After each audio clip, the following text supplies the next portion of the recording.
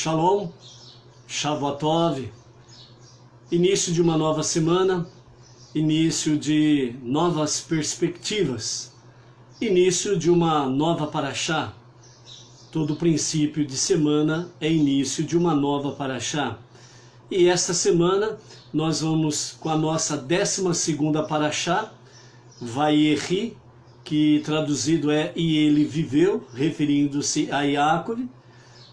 E a nossa 12ª paraxá é esta que vai encerrar o primeiro livro da Torá, que é exatamente o livro de Bereshit, Gênesis. Então nessa semana vamos ter aí, durante toda a semana, com a graça bendita de Hashem, as nossas leituras diárias, até chegarmos no próximo Shabat, e dessa forma então nós estaremos encerrando o livro de Bereshit, o livro de Gênesis. Louvamos a Hashem que nesse novo ciclo dos estudos da Torá, nós pudemos iniciar aí de uma forma excepcionalmente diferente, principalmente nesses últimos 8 anos, em que nós estamos aí lutando, no bom sentido, uma boa batalha, como Benei Noach. Graças a Hashem, nesses últimos 8 anos, em que nós aí temos conhecido o nosso Rav Yaakov Geranstadit, o movimento Benei Noach Brasil, e de podermos, pela graça bendita de Hashem, através do nosso rabino Yaakov Geranstadit, sermos nomeados para sermos o emissário, a liderança local e regional de Bauru e região.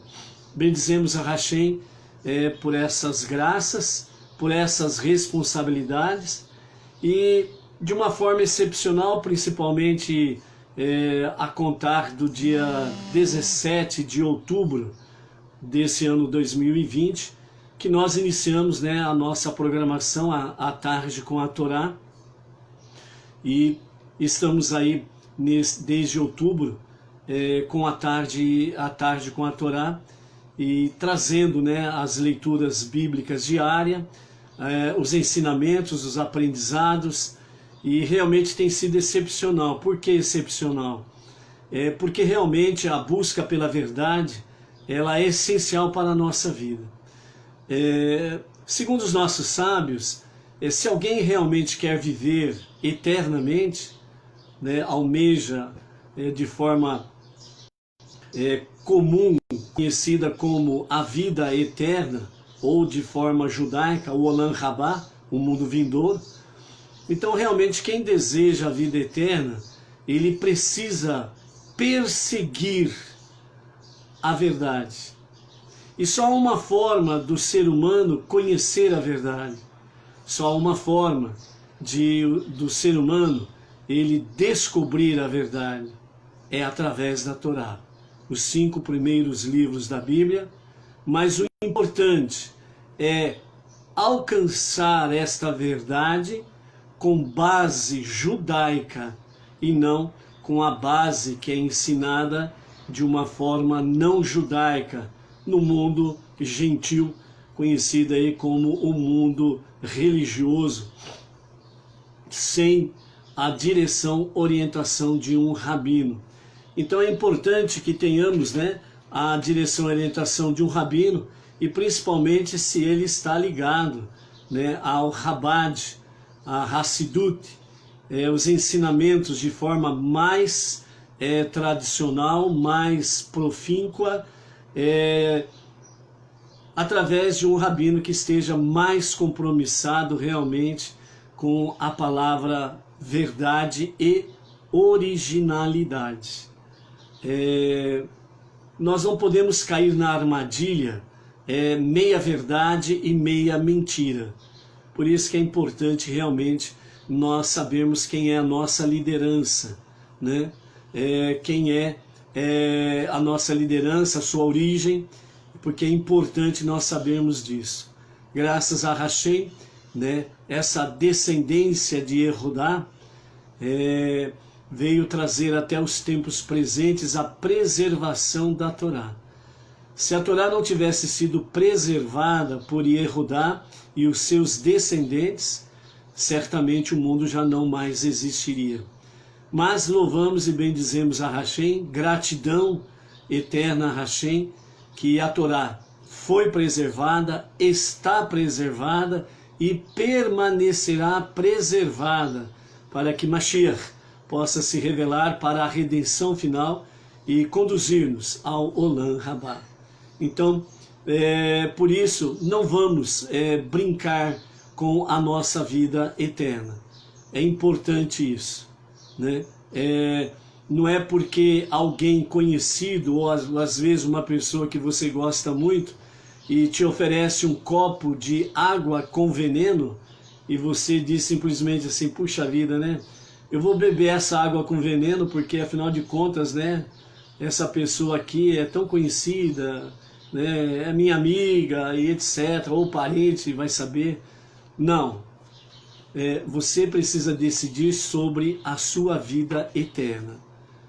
Você não tem condições de levar nas costas ninguém. É você e você mesmo. Então, por isso, não brinque com a sua vida eterna, não brinque com o Olam Rabá, né? Então, realmente, procure cada vez mais se identificar com aqueles que estão compromissados com a verdade. Por que é importante nós buscarmos a verdade? Porque a verdade, segundo os 5 primeiros livros da Bíblia, a Torá, a verdade ela é eterna. Por que que a verdade ela é eterna? Porque ela tem apenas um lugar de origem. A Torá só tem um lugar de origem, que é o seu autor. E o autor da Torá é o único e o próprio Deus. Aquele que não nasceu e nem morreu, aquele que não tem princípio nem fim, porque ele é Ein Sof, aquele que não nasceu e nem morreu, porque ele não é humano, né? Ele é o grande Eu Sou. É aquele que realmente diz e cumpre o que diz. Como diz o profeta Isaías, ele estendendo a mão para abençoar, ninguém pode impedir que a sua bênção chegue. E quando ele recolhe a sua destra para não abençoar, não há quem o possa fazer estender a mão para abençoar. Nós temos visto nesse princípio do nosso novo ciclo dos estudos de Torá, quando são abençoados os filhos, né? O Eterno, quando ele escolhe aquele para abençoar, porque ele sabe que aquele vai seguir realmente as suas diretrizes, então não tem como evitar que os próprios patriarcas possam mudar a bênção, né? Então foi assim com principalmente, né, sobre Tsarak e Ismael. Assim também foi com referência a Yaakov e Esav. Assim também, né, dentro dos 12 filhos de Yaakov, em que o primogênito não foi de fato a liderança do povo de Israel. O quarto na linhagem, que foi Yehudá, foi ele aquele escolhido para ser esta liderança sobre o povo de Israel. E a liderança espiritual sobre o povo de Israel foi também Yosef. E agora, né, na nossa aliá de amanhã principalmente, nós vamos ver mais uma vez sobre a bênção de Menashe e Efraim. E quem é que Deus escolhe? Quando Yaakov vai abençoar, ele coloca a sua destra, a sua mão direita, para abençoar o filho mais novo e não o primogênito. E Yosef tenta mudar os braços do seu pai. Mas Yaakov diz, é assim mesmo. Porque aquele que Deus escolheu está escolhido. E dessa forma, não resta dúvidas que a escolha, né, a escolha do Todo-Poderoso não tem como mudar. Então, por isso, quando Deus nos escolheu, quando Deus veio e mostrou para nós não judeus a questão de Benei Noach, de abraçarmos a fé monoteísta junto com os judeus, ele também abriu um leque desde os dias de Noach, após o dilúvio, e devido às grandes perseguições que o povo judeu sofreu, não tiveram muito tempo para poder levar às nações não judaicas o conhecimento da unidade e da unicidade de Hashem. E principalmente depois que veio, os tempos chamados tempos modernos, a idade contemporânea, as perseguições também se tornaram intensas. Temos aí na nossa era comum, o ano 69 da nossa era comum, a legião romana que sitiou Jerusalém, cometeu crimes bárbaros, crimes contra a humanidade, quando invadiram a Jerusalém e mataram ali cerca de, segundo os historiadores, cerca de 1 milhão de judeus, entre crianças, mulheres, entre jovens, homens, velhos, mulheres, velhas, não respeitaram nada. E aí houve o grande exílio, a dispersão nos quadrantes da terra. Depois tivemos aí a famosa Segunda Guerra Mundial, o Holocausto, intensa perseguição sobre os judeus. Aonde eles fossem, se revelassem como judeus, era sinal de serem perseguidos. Por isso eles não podiam falar aos não-judeus sobre a questão da unidade e da unicidade de Hashem, senão eles eram acusados de algum crime que eles iriam enquadrar, e a sentença era certa, era a morte. Então eles precisaram realmente fazer aquilo que Yehudá no começo, diferente de Yosef, ele precisou realmente, à semelhança de Yehudá, precisaram se recolher entre si, ficarem envolvidos entre si, preservando a Torá, preservando as tradições, preservando as rezas diárias, preservando os estudos de Torá, preservando os escritos, para que não fossem queimados e apagados da história. Depois do Holocausto veio então, 14 de maio de 1947, quando a ONU, presidida por Oswaldo Aranha, reconheceu e deu o Estado de Israel de volta para os judeus. E a posse oficialmente aconteceu no dia 14 de maio de 1948. Então, a profecia do vale seco dos ossos secos, se cumpriu nesse dia. Uma nação nasceu em um dia, a nação de Israel. E a partir de então Israel teve que continuar com poucas forças, poucos instrumentos de defesa ou artefatos de defesa. Um dia, após tomar posse da terra prometida novamente, o Estado de Israel, as nações vizinhas se uniram em milhares e milhares de exércitos guerreiros para exterminar o recente Estado de Israel, mas sem explicação por parte dos adversários. Israel resistiu, venceu o grande inimigo, à semelhança dos macabeus anteriormente,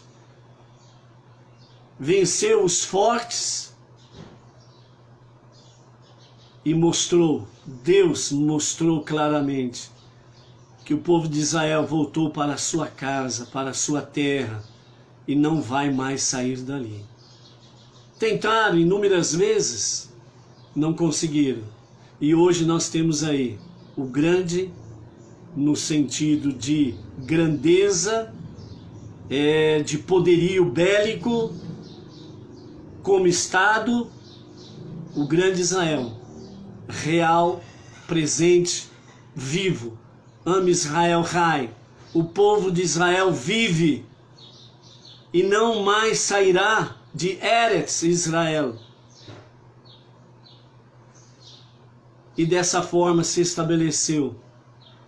Foi cada vez mais se fortificando para defender as suas fronteiras. Inúmeras vezes fez acordos para ter paz com seus vizinhos, cedeu alguns quilômetros do seu território para obter a paz, para viver em paz, mas não respeitaram esses acordos, né? Mas Israel continuou aí, vivo, presente, e hoje nós vemos aí que, de fato, Israel, sem Israel, realmente as nações não existiriam. Em torno de 90 a 95% para sermos camarada, né? Os ganhadores dos famosos prêmios Nobel são todos judeus. Em todas as áreas do mundo, em todas as áreas de um estado, de uma sociedade, né? Quando alguém, por exemplo, diz aí, né? Eu sou contra os judeus.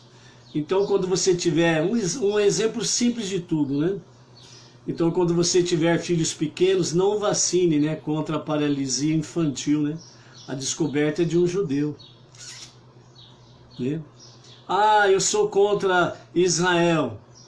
Então, né, vai pegar aí a sua tecnologia, né, no sentido de celular, computador e por aí afora, joga fora, porque tem um judeu que descobriu tudo isso daí. E assim por diante, ok?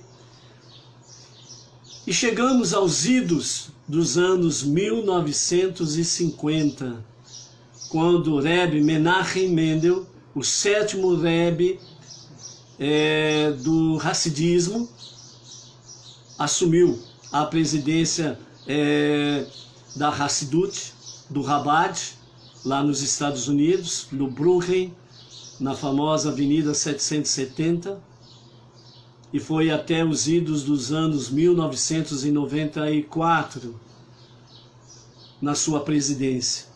E durante a sua presidência, ele primeiro colocou a casa em ordem. Primeiro ele colocou, de fato, os acentos adequados em cada palavra. E ele foi o grande incentivador nesse período para que o judaísmo fosse realmente uma realidade presente aonde estivessem. Inúmeros, milhares de centros Chabad foi distribuído no mundo inteiro. Lideranças do Chabad foram enviados como emissários no mundo inteiro. Depois que esta ordem ficou no seu devido lugar, ele começou então a incentivar os seus liderados. Vamos cumprir o que Deus determinou no Monte Sinai, quando fez a outorga da Torá a Moshe. Ide às nações e anunciai o monoteísmo, a unidade e a unicidade do Todo-Poderoso. E dessa forma, com esse incentivo, na sua liderança, então, vários emissários, rabinos, saíram aos quadrantes da terra, primeiramente, timidamente, devagar, pois era um passo novo. Começaram a levar aos poucos o conhecimento verdadeiro, enraizado na Torá, nos 5 primeiros livros da Bíblia. E o movimento Benei Noach começou a ser conhecido. Para nós especificamente, principalmente a partir dos anos 2010 para cá, mais intensamente 2012 para cá, o nosso Rav Yaakov Gerenstad começou com o movimento Benei Noach Brasil. E hoje, depois aí de bons 8 anos, estamos aí através da sua liderança, o movimento Benenor está presente praticamente em quase todos os estados do Brasil.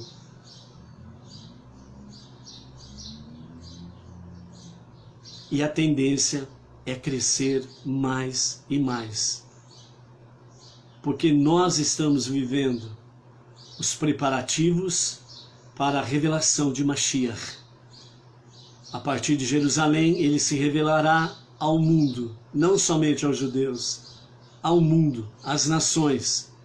E a partir de Jerusalém, o conhecimento da Torá, o conhecimento de Deus, será como as águas que cobrem o mar. Vai cobrir toda a face da terra. E então haverá um só Deus, o Deus dos hebreus, como disse o faraó, o Deus dos judeus, como disseram as nações posteriormente, assim como também na época contemporânea começaram a dizer o Deus de Abraham, Isaac e Jacob.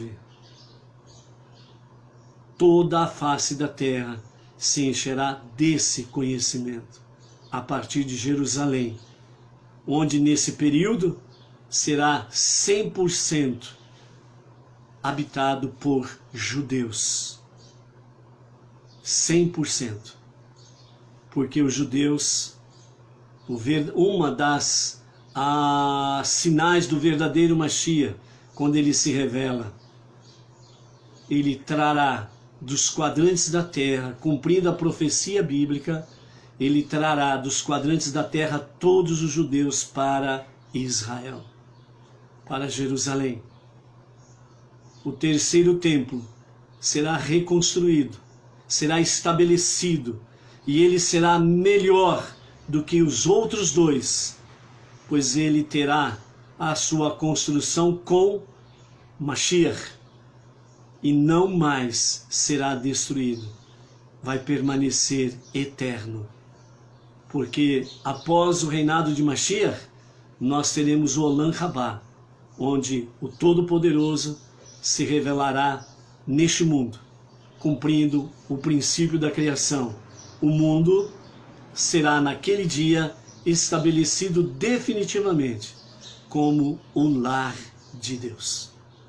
Então nós temos, sem sombra de dúvidas, todas estas, de forma resumida, temos todas essas profecias, características, sinais daquilo que está por acontecer brevemente, e que Mashiach se revele em nossos dias, e que seja Mashiach agora, já. Amém. Ok?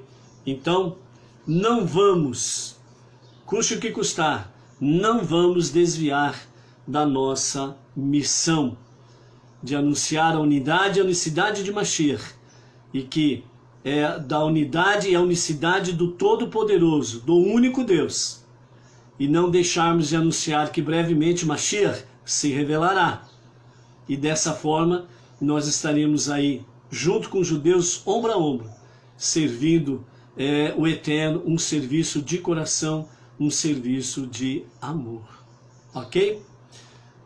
Bom, essa é a nossa introdução para o começo desta semana, né? Fortalecendo-se nestas coisas, então encare de peito aberto, né? Rosto levantado para frente, e a semana daquilo que temos por aí, pela frente, vamos realmente estarmos aí com ousadia, coragem, com a nossa confiança absoluta no Todo-Poderoso, que Ele estará guiando os nossos passos, dando-nos a proteção devida, para que nós possamos, sem sombra de dúvidas, estarmos aí chegando no próximo Shabat como abençoados e vencedores, que têm dia a dia conquistado grandes vitórias para o nosso Deus, para o seu reino. Amém? Vamos à nossa gota de sabedoria hoje do nosso Rebbe Menachem Mendel. Hoje, a partir de Rosh Hashanah, nós estamos completando aí, né, até o pôr do sol, 100 dias do ano 5.781. E a nossa gota de sabedoria de hoje, ela diz sobre a zombaria. Zombaria. Você sabe o que é zombaria? A zombaria é a principal arma dos impulsos sombrios que existem dentro do homem. Ela é o maior obstáculo para o progresso e a elevação. Pensar que talvez as pessoas digam: por que hoje você está se comportando de forma diferente? Já não era bom o bastante ontem? Será que hoje você é realmente tão formidável? E o zombador mais poderoso é aquele que... Quem você acha que é o zombador mais poderoso que nós temos diante de nós? Quem você poderia dizer, este é o maior zombador? Quem é? Você arrisca um palpite? O Rebbe assim nos diz: e o zombador mais poderoso é aquele que está dentro de você mesmo. O maior zombador, ou o mais poderoso zombador, é aquele que está dentro de você.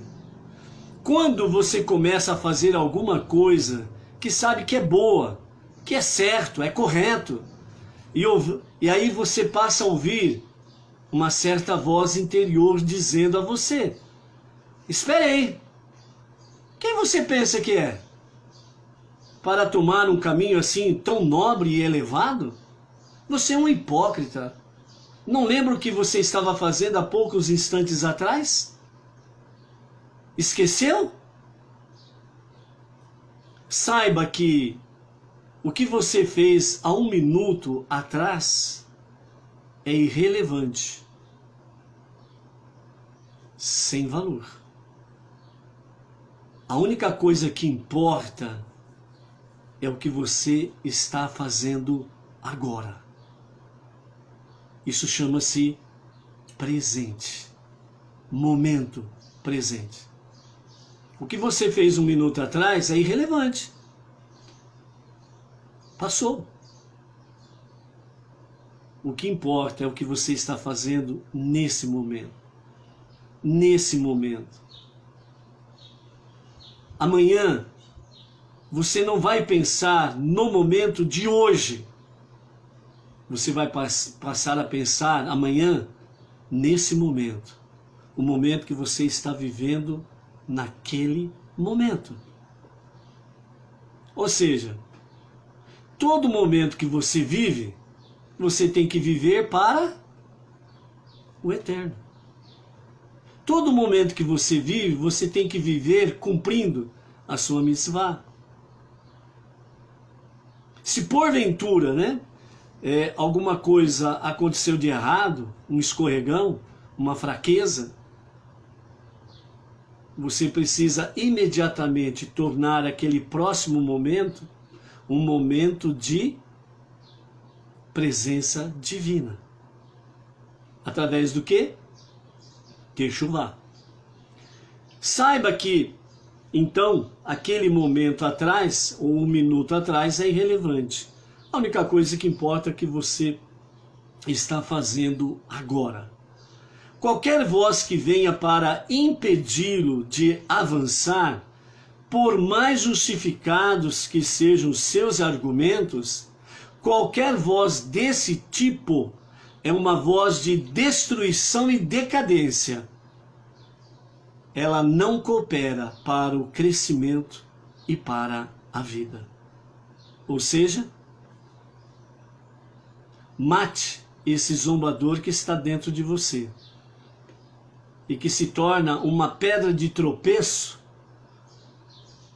na sua caminhada e que te fica aí acusando você, pois ele é o zombador mais poderoso que nós temos.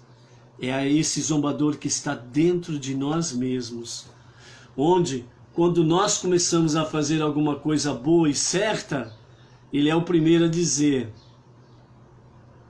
você vai fazer isso?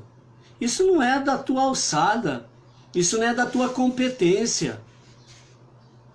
Há poucos instantes atrás, lembra o que você estava fazendo? Eu não esqueci não.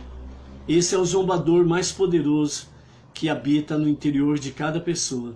Se você não souber tratar com ele, ele vai impedir que você tenha crescimento e elevação espiritual, e ele vai impedir que você tenha vida. Então, por isso, né, uma das coisas que nós vamos encontrar aqui dentro dos estudos de Torá, lá em Devarim, Deuteronômio, né, onde o Eterno diz assim: eis que coloco diante de vós a vida e a morte. Escolha, pois, a vida, para que viva tu e a tua casa. Ok? Escolha a vida. Seja luz, seja forte. Hoje nós estamos iniciando a nossa 12ª Parashá, e é a última Parashá do nosso livro de Bereshit, Gênesis. Então a nossa Parashá de hoje é Vayehi, e até o próximo Shabat, diariamente, estaremos aí na nossa leitura diária, a chamada da Torá. A nossa Parashá, Vayehi, ela tem a sua tradução como "e ele viveu". Nós conhecemos, né, no princípio de Bereshit, a Parashá Haye Sara, a vida de Sara. Só alcançamos a verdadeira vida quando nossos ideais permanecem vivos naqueles que provêm de nós. Paradoxalmente, então, durante a nossa vida física, não é nada claro se estamos genuinamente vivos. O teste da efetividade da vida, segundo os nossos sábios, só se dá após a morte. Se nossos descendentes se mantiverem fiéis aos ideais que lhes transmitimos, torna-se retroativamente claro que também estivemos vivos ao longo da nossa vida. Senão, conclui-se que mesmo em vida estávamos essencialmente mortos, porque a nossa descendência não guardou, né, os ensinamentos da Torá. Essa visão ajuda a elucidar porque a Parashá Vayehi faz a menção da idade de Yaakov ao falecer, e é precedida pela frase, o início da nossa Parashá de hoje. Yaakov viveu 17 anos na terra do Egito.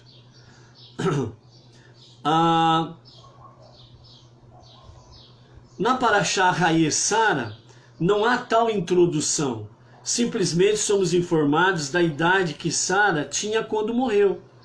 O fato de Yaakov ter vivido 17 anos na terra do Egito antes de falecer são anos que, como nos é dito, foram os melhores de sua vida, repletos de satisfação legítima de ver os filhos e os netos leais aos seus ideais, os quais ele ensinou. Prova desse fato é que verdadeiramente Yaakov estava vivo. Seu êxito em preservar a própria espiritualidade no âmbito degenerado da idolatria do Egito, bem como em educar seus filhos e netos para fazerem o mesmo, demonstra que ele realmente estava vivo em seu tempo de vida. Com efeito, Yaakov substituiu de forma tão tangível na vida de seus descendentes que a Torá nem sequer emprega o termo morrer ao narrar sua morte. Diz apenas que ele parou de respirar. E o Talmud, consequentemente, ele faz a seguinte afirmação: em essência, Yaakov não morreu. Além disso, como veremos durante a nossa aliá da semana, a morte de Yaakov assinalou o início da descida e que terminaria com a escravidão física de todos os seus descendentes. O fato de o povo judeu ter se conservado fiel à herança de Yaakov, mesmo em circunstâncias tão adversas, é prova adicional de que sua morte indicou, do modo mais categórico, que ele não só estava vivo durante a sua vida, mas assim, ele continuou vivo após a sua morte. Ele continuou vivo após a morte do seu corpo físico. Conforme observamos desde a juventude, Yaakov era um consumado erudito de Torá. Ele absorveu, junto com os conhecimentos nela contidos, o atributo de transcendência da Torá, sua essência divina, imutável, que a faz intrinsecamente, universalmente e eternamente relevante para todas as facetas da existência humana, né? Todos nós sabemos que a Torá, ela não tinha sido ainda outorgada, mas isso não significa que não existia Torá, entende? A Torá, fisicamente, ela foi outorgada no Monte Sinai com Moshe, mas antes de Moshe, a Torá, ela era uma realidade já espiritual. E antes de Moshe, todos aqueles tzadikim, justos, eles tinham a revelação da Torá. Porque a Torá, não podemos esquecer, a Torá, ela é o projeto de Deus. A Torá foi a primeira coisa que Deus criou nas regiões celestiais, antes de existir qualquer partícula no universo. Então a Torá é o projeto de Deus. Então não poderia, em hipótese nenhuma, antes e depois da criação, não poderia, em hipótese nenhuma, ter um espaço vazio, um vácuo, sem a presença da Torá. Porque se houvesse esse vácuo, não existiria mais nada. Entende? Compreende isso? E esta é a realidade da Torá. E isso você não aprende em nenhuma escola teológica e nem em meio religioso nenhum por aí. Ok? Continuando. O que nos fala os comentários de Rashi na introdução da nossa 12ª Parashá. Foi isso que o habilitou, Yaakov, a suportar as vicissitudes da vida, criar todos os seus filhos de maneira que se tornassem íntegros, apesar de suas personalidades diversas e fortes, e assegurar que os anos passados no Egito fossem os seus melhores. A Torá, sendo a corporificação da vontade e sabedoria de Deus, é verdade. E o estudo da Torá é, assim, a busca da verdade. Logo, por extensão disso, dedicar-se à Torá significa devotar-se resolutamente à verdade. A Torá foi a chave de Yaakov para a vida eterna, pois a verdade, por definição, a verdade é eterna. Por quê? Porque o autor da verdade, ou o fundador da verdade, ou o criador da verdade, ele é eterno. E por isso a verdade é eterna. E por isso que a Torá, ela é eterna. E é por isso que Rashi diz, aqueles que buscam a verdade através da Torá, não pela teologia A, B ou C que os homens inventaram por aí, que coloca uma divisão, né, chamado aqui as escrituras hebraicas, as escrituras sagradas, eles colocam como Antigo Testamento. Só deles darem esse título para as escrituras hebraicas, as escrituras sagradas de Antigo Testamento, eles já estão totalmente fora do parâmetro de Deus.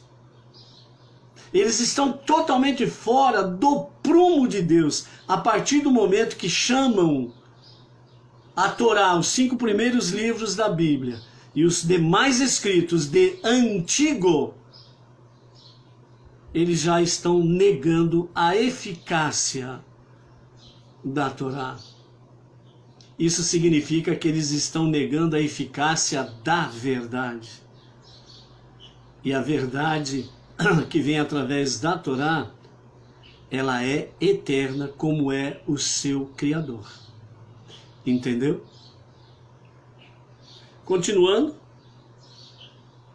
Nesse sentido, a lição da Parashá Vairi é que nós também podemos resistir às tribulações remanescentes do exílio, educar nossos filhos para serem leais à sua herança e desfrutar todas as bênçãos de abundância espiritual e física, experimentando a essência da doçura do futuro messiânico, mesmo estando ainda no exílio, por meio do estudo da Torá e da prática de seus mandamentos. Isto é verdade, e esta verdade é eterna, Torá e os seus mandamentos. Quando nós lemos aqui a respeito do resistir às tribulações remanescentes do exílio, ou mesmo estando ainda no exílio, aqui nós precisamos entender de duas formas. Literalmente exílio para os judeus, que estão aí ainda esparramados nos quadrantes da terra entre as nações. O grande exílio, que aconteceu após a destruição de Jerusalém, no ano 69 da nossa Era Comum, através do Império Romano. O grande exílio, a grande diáspora, ou seja, a grande dispersão nos quadrantes da terra, que ainda é uma realidade, mesmo o Estado de Israel existindo desde 14 de maio de 1948. A diáspora ainda é uma realidade para os judeus. Enquanto tiver um judeu no meio das nações, ainda é diáspora. Por isso que até agora, todos aqueles que apareceram por aí se intitulando como Messias, na realidade são falsos Messias, porque não cumpriram a profecia bíblica que fala de reajuntar dos quadrantes da terra os judeus. Os judeus ainda não retornaram para Israel.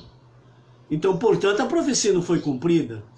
Então, quem se intitulou até agora como Mashiach é um falso Mashiach. Mas o verdadeiro Mashiach, quando se revelar a partir de Jerusalém, ele fará com que todos os judeus do mundo inteiro retornem para Israel. Será algo maravilhoso, espetacular, e estará além da compreensão mental natural daqueles que estarão na época fora da Torá, que estão aí nas teologias do mundo afora, aí, certo? Não compreenderão. Poderão ver os judeus retornando para Israel, poderão perceber que de fato algo incomum ou sobrenatural está acontecendo, mas não vão conseguir discernir corretamente o que significa isso. Essencialmente, a revelação do único e verdadeiro Mashiach, que estará se revelando, né? E essa revelação de Mashiach, segundo as escrituras hebraicas, segundo as sagradas escrituras, né? Elas, baseadas na Torá, ela é única, não tem duas viagens, não tem duas idas e vindas, é uma revelação única, que acontecerá e que seja brevemente em nossos dias. Amém. Então, o segundo aspecto que nós podemos aqui também entender dentro dessa questão de exílio, que esta é para os não-judeus, né? Dentre eles os que estão abraçando aí a fé judaica, os Bnei Noach, né? Que estão abraçando aí a dia a dia a fé monoteísta segundo a Torá e não segundo os padrões estabelecidos pelos homens por aí afora, certo? Não é um exílio para nós, mas aqui a chamada de atenção para nós é dentro desse aspecto aqui que podemos resistir às tribulações remanescentes no meio das nações, à semelhança de Iosef, que estava no Egito e ficou ali 22 anos no meio de tantas atribulações, mas quando ele mandou como sinal para o seu pai o vinho velho, ele estava dizendo para o seu pai: ainda preservo o sabor da vida que o Senhor passou a mim através dos ensinamentos da Torá. Não os esqueci. E esses ensinamentos é o meu norte no meu andar diário. E Yahvé compreendeu essa mensagem do seu filho, que mesmo estando no Egito há 22 anos, ele entendeu que ele não se contaminou com o Egito. Então, dentro desse aspecto aqui, o que nós podemos aprender com os comentários de Irache é que nós não judeus, que somos dentre as nações, do meio das nações, ou seja, nós estamos nesse grande deserto, nesse grande Egito, que nós também podemos resistir às tribulações, às suas tentações, às suas seduções, e nós podemos educar os nossos filhos para serem leais aos princípios da Torá e às 7 leis de Noah, as 7 leis universais. Que nós podemos trazer os nossos filhos nessa essência da doçura do futuro messiânico, mesmo estando nós entre as nações. Então que isso seja efetivo em nossas vidas. É apropriado, portanto, que o primeiro livro da Torá, Bereshit, Gênesis, se encerre com a mensagem de Vayehi, e ele viveu. Ao cair da cortina sobre o fundamento assentado pelos patriarcas, quando nos preparamos para testemunhar a transformação de sua descendência em um povo maduro, que assumirá o papel de um reino de nobres e uma nação santa, como nós temos lá, está registrado lá em Shemot, Êxodo, lá capítulo 19, verso 6, então assumirá a partir daqui um reino de nobres e uma nação santa. A Parashá Vayehi nos faz recordar que o Gênesis não é simplesmente literatura, um tributo sentimental ou ardoso aos ancestrais de nossa nação, que por mais admiráveis que tenham sido, não estão mais aqui. Morreram e, consequentemente, teriam perdido a relevância, né? Então, seria essa a nossa perspectiva? Eles não estão mais aqui, eles morreram, né? Então, dessa forma, dessa forma, eles perderam a relevância?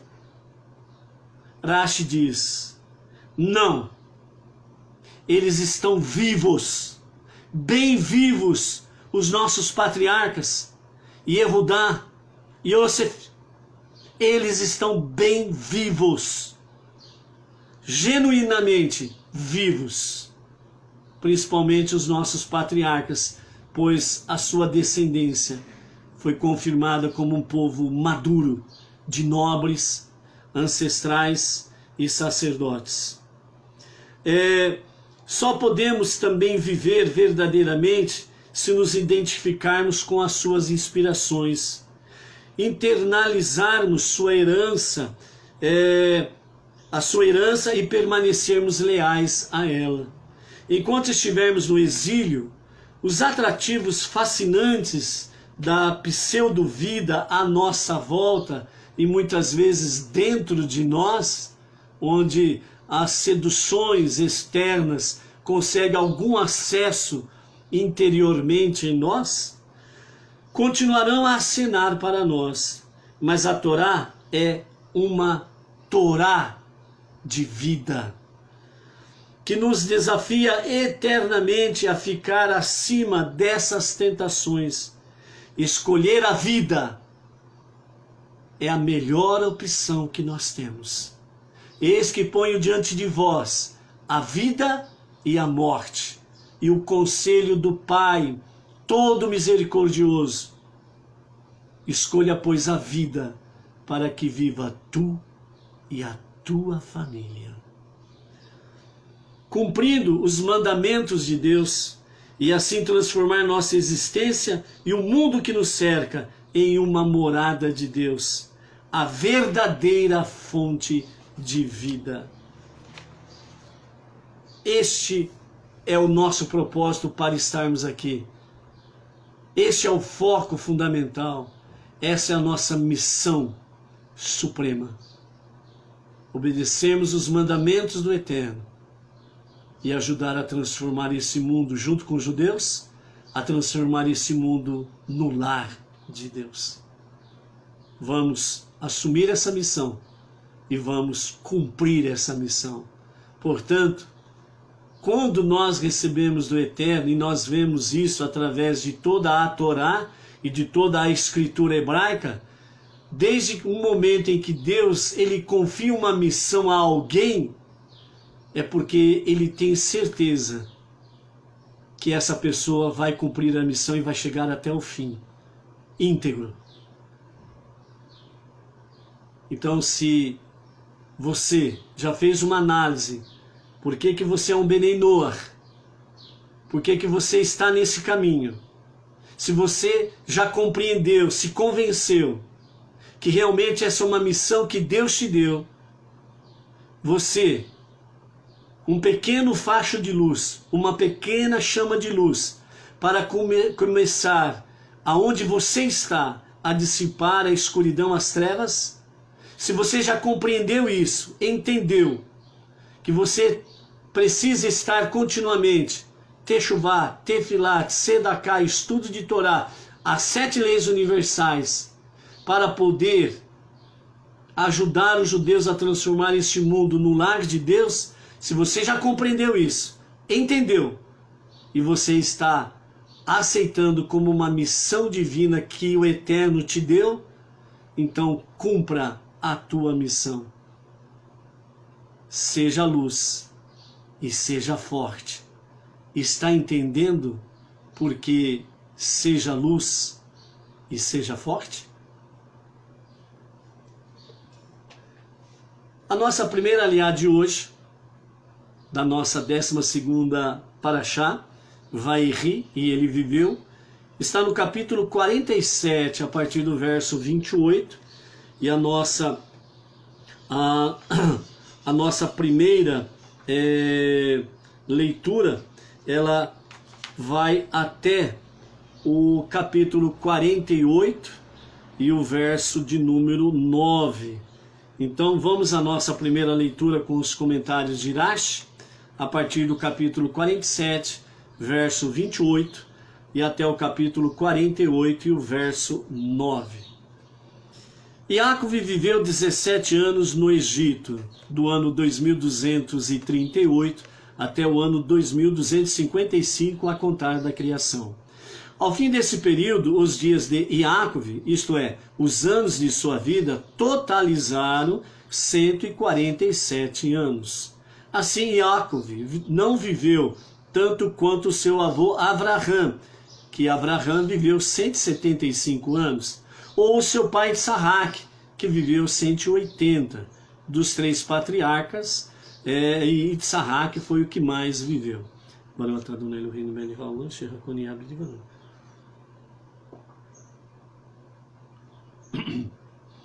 Verso 29. Ao aproximar-se a hora de Israel, entre parênteses, Jacó, morrer, ele chamou seu filho Yosef, que assim era vice-rei do Egito na época, e portanto tinha autoridade para realizar os últimos pedidos de seu pai. Então Iacove e Israel chamou seu filho Iosef a Goshen. Quando Iosef chegou, Israel disse-lhe: se conquistei tua simpatia, por favor, põe tua mão embaixo de minha coxa e jura que após a minha morte farás para mim o seguinte ato, que é de bondade genuína, porque não poderei nem te agradecer, nem te retribuir nessa vida. Por favor, não me sepultes no Egito. Prevejo que em seu solo, sob o meu corpo, fervilharão piolhos quando Deus punir este país com pragas, as famosas 10 pragas. E não quero senti-los. Além disso, se me enterrares aqui, quando chegar o momento da ressurreição dos mortos, eu, como todos os outros judeus que estão sepultados fora da terra de Israel, terei de passar pela experiência dolorosa de rolar através de canais subterrâneos até alcançar a terra de Israel, onde ocorrerá a ressurreição.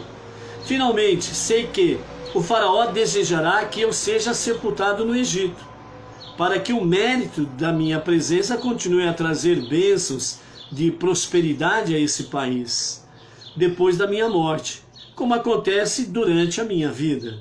Porém, não quero correr o risco de que os egípcios façam de mim um objeto de idolatria após o meu falecimento.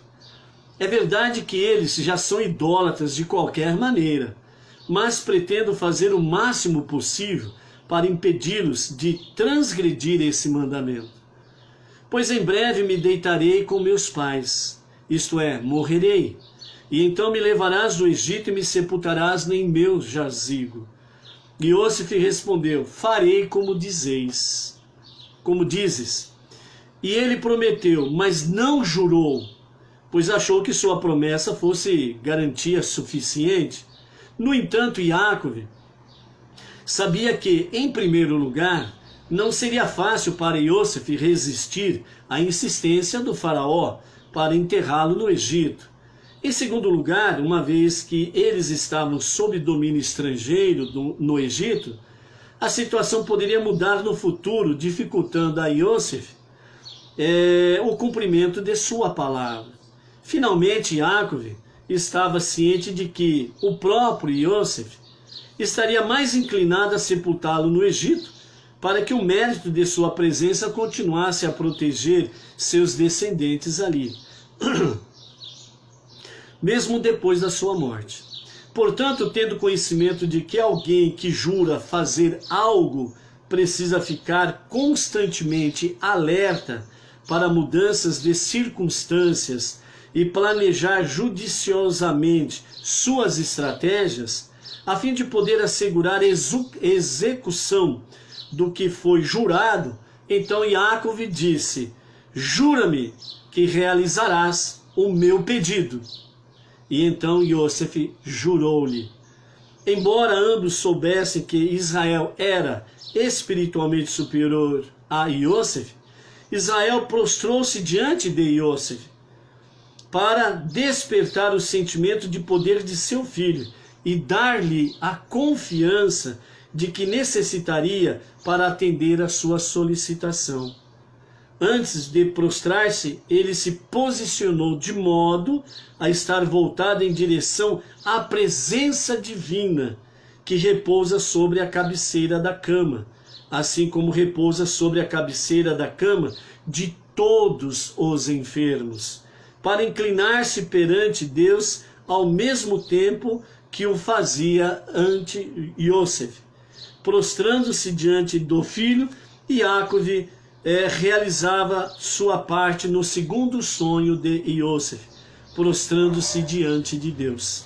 Israel lhe agradecia para que todos os seus filhos, concebidos em sua cama, tivessem permanecido leais a seus ideais religiosos. Então, Iacove, ao prostrar-se diante de Iosef, ele cumpriu a parte do seu segundo sonho. E em seguida, o prostrar-se de Iacove na presença divina, que estava na cabeceira de sua cama, segundo os sábios, a cama de todo enfermo, na sua cabeceira está a presença divina, Shekhinah, né? Então, se prostrar-se diante do Eterno era para agradecer por todos os seus filhos, por terem permanecido leais aos seus ideais religiosos. Capítulo 48. Efraim, filho de Yosef, estudava a Torá regularmente com Yaakov, em Goshen. Quando Yaakov adoeceu algum tempo depois desses acontecimentos relatados acima, Efraim foi e disse a Yosef: teu pai está enfermo.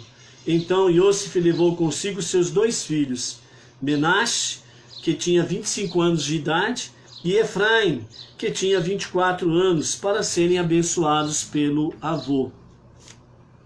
Ao chegar Yosef, Efraim disse a Yaakov: teu filho Yosef veio a ti. Então vejam bem que Efraim, ele estava constantemente aos pés de seu avô Yaakov para aprender a Torá. E quando eles vão lá, Efraim é que anuncia ao seu avô que Yosef, o teu filho, está aqui. Então, ao chegar Yosef, Efraim disse a Yaakov: teu filho Yosef veio a ti. Israel, por respeito à posição de vice-rei de Yosef, cobrou suas forças que definhava e sentou-se na cama. Yaakov disse a Yosef: Deus Todo-Poderoso apareceu-me em luz em Canaã e abençoou-me. Ele me disse: eu te farei prolífico e numeroso, e além da família que já possuis, farei de ti uma nação, uma referência a meu filho que ainda não era nascido, Beniamim, e uma comunidade de povos, uma referência ao fato de que um de meus filhos já nascido seria o progenitor de 2 tribos, e não de uma só. Embora esse privilégio devesse legitimamente ser dado a Reuven, ou primogênito, eu resolvi conferi-lo a ti. Deus disse-me ainda: darei esta terra a teus descendentes depois de ti, como propriedade permanente. Agora, teus 2 filhos que nasceram a ti no Egito, antes que eu viesse morar junto a ti, ao Egito, serão considerados meus a partir de agora. Efraim e Menashe serão para mim como meus próprios filhos, Reuven e Shimão, pois cada um deles fundará sua própria tribo, que possuirá sua porção específica na terra prometida, terá príncipe próprio e se reunirá sob seu próprio estandarte, a sua bandeira. Assim, nesse aspecto, transfiro de Reuven para ti o direito do primogênito de receber dupla porção. Reuven, contudo, reterá outros privilégios de primogenitura, herdar dupla porção da minha propriedade, servir como sacerdote e ser contado em primeiro lugar na ordem de meus filhos.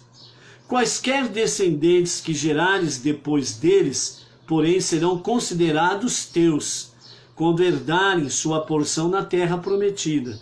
Eles serão incluídos sob o nome de seus irmãos, como parte de suas tribos. Caso te perguntes por que te escolhi para tal distinção, a razão é a seguinte: quando eu vinha de Padã Aram, tua mãe Rachel morreu em Canaã, no caminho. Como sabes, não a sepultei em nosso jazigo ancestral em Hebrom, embora pudesse fazê-lo facilmente, pois ainda faltava apenas uma extensão de terra, equivalente à lavra de um dia, ou seja, 2.000 cúbitos, pouco menos de 1 quilômetro, para alcançarmos Efrate, que não é nada longe de Hebrom. Chuva também não me impedia de levá-la a Hebrom para ser sepultada, porque ainda estava tão seco que o solo estava crivado de buracos. Além disso, eu nem sequer a enterrei na cidade de Efrate, mas sepultei-a ali mesmo, onde ela morreu, na estrada para Efrate, que é Belém. Tenho certeza de que não me censuras por isso, pois compreendes que não tratei tua mãe dessa maneira aparentemente desrespeitosa sem motivo. Não obstante, estou igualmente convicto de que te ressentes por ela não ter sido sepultada lá e me consideras, pelo menos parcialmente, responsável, uma vez que foi por meu intermédio que isso aconteceu. E agora te peço para enterrar-me na gruta de Marpelá, acentuando assim a importância de jazer ali. O fato de que tua mãe não mereceu ser enterrada lá provavelmente te dói ainda mais. Portanto, quero que saibas que a sepultei naquele lugar porque Deus assim me ordenou, a fim de possibilitar que mais tarde ela desempenhe um papel fundamental na redenção futura do nosso povo. Ademais, naquela ocasião eu estava ciente de que Rachel não só teria concordado, como ainda haveria insistido nisso. Foi por causa do alto sacrifício de Rachel em prol de seus descendentes que escolhi a ti, filho dela, dentre todos os meus filhos, para ter o privilégio de ser pai de 2 tribos. Então, Israel viu os filhos de Iosef e preparou-se para abençoá-los, porém nesse exato momento sua inspiração divina lhe fugiu. Ele entendeu isso como um sinal de que os netos não fossem merecedores de bênção e portanto perguntou a Iosef: quem são estes aí? São os teus filhos? Que eu pensava conhecer tão bem? Porque são indignos de minha bênção? Talvez por serem nascidos e criados neste país, que é infame por sua lascívia? Na verdade, Deus retirou a inspiração de Iacove por causa dos descendentes indignos que viriam dos filhos de Iosef, o rei Iehu e seus filhos, de Menashe, e os reis Yarovam e Ahave, de Efraim. Mas Iacove não sabia que sua inspiração divina foi removida por essa razão. Para provar que seus filhos eram dignos de bênção de Iacove, Iosef respondeu a seu pai: precisamente porque a lascívia dos egípcios é notória, fiz grande esforço para assegurar que a integridade do meu casamento fosse irrepreensível, seguindo as normas ditadas pela Torá, embora ainda não tenhamos sido formalmente obrigados a fazê-lo, e até indo além delas. Nomeadamente, mandei escrever meu contrato de casamento conforme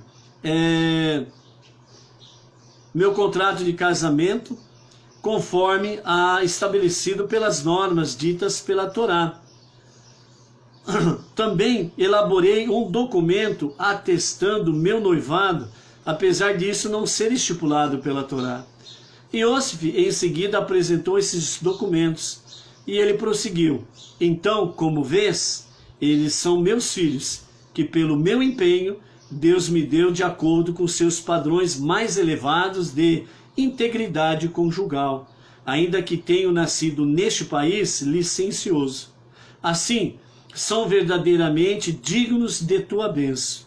Iosef então rezou para que Deus concedesse novamente a Iacove inspiração para abençoá-los, e ele, o Eterno, o fez, atendendo o seu pedido.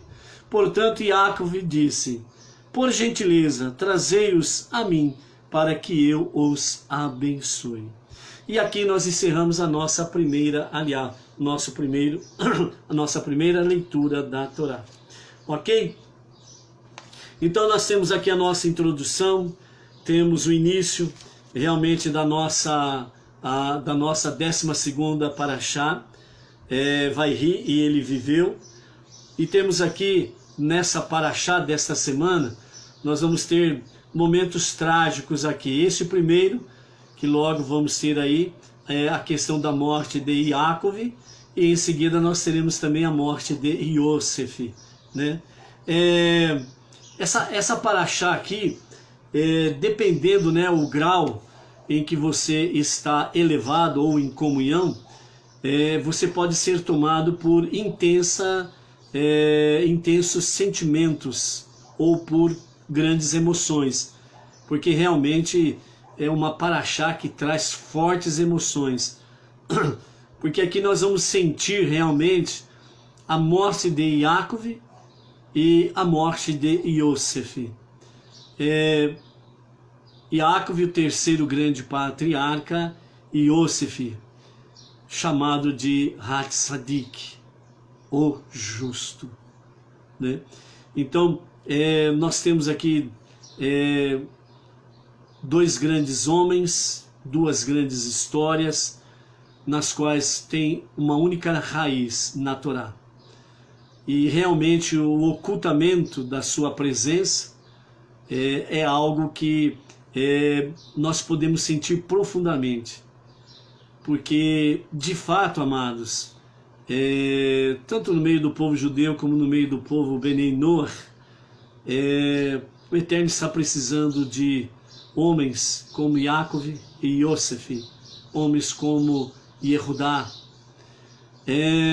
O Eterno está precisando nos dias atuais, tanto no meio judaico como no meio Benei Noach, as nossas grandes heroínas, as nossas matriarcas.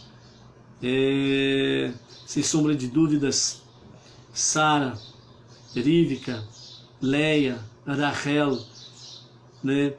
Temos aí as nossas heroínas de Macabeus, Hana, Yehudit.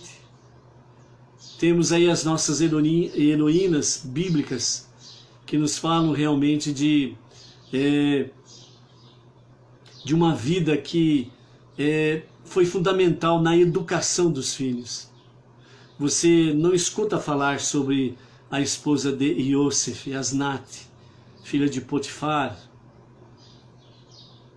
Mas para que Menashe e Efraim se mantivessem verdadeiramente fundamentado na Torá, segundo os ensinamentos de seu pai Yosef, ele precisava muito da sua esposa, Asnat, para que ela pudesse continuamente estar ali, confirmando, alicerçando os ensinamentos do seu esposo. Porque Asnat, ela não simplesmente se casou com Yosef, ela passou a viver a vida de Yosef, ela passou a viver a fé de Yosef, ela passou a viver o Deus de Yosef, ou seja, ela teve uma real e verdadeira conversão genuína à fé de Yosef. É outra heroína nos tempos tão tribulosos da história da sua própria família, no meio de um egípcio, no meio de um Egito cheio de licenciosidade. Então ela também foi uma heroína. E a verdade, amados, é que todo marido, ele precisa ter a sua heroína. Ele precisa ter a verdadeira Mulher Maravilha na sua vida. Essa é a realidade. Então, por isso, nessa última paraxá do nosso livro de Bereshit, né, grandes emoções nos aguardam, né? Então, por isso que nesses momentos, né, não tenha vergonha de sofrer os impactos dessas grandes emoções, pois isso faz parte da nossa história, como Benei Noach, e nós estamos escrevendo a nossa história.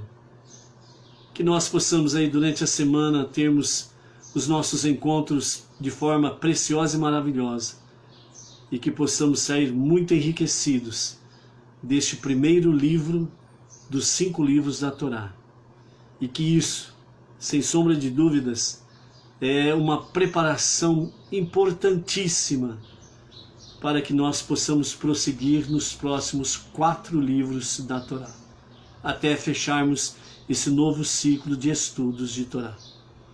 Que a graça bendita de Hashem se renove na tua vida, da sua família, do seu trabalho secular, dos seus negócios. Que você tenha uma semana muito abençoada, que você seja vitorioso, que você seja conquistador. Acima de tudo, que você seja luz e seja forte. Shalom, shalom. Até amanhã, às 14 horas, em A Tarde com a Torá.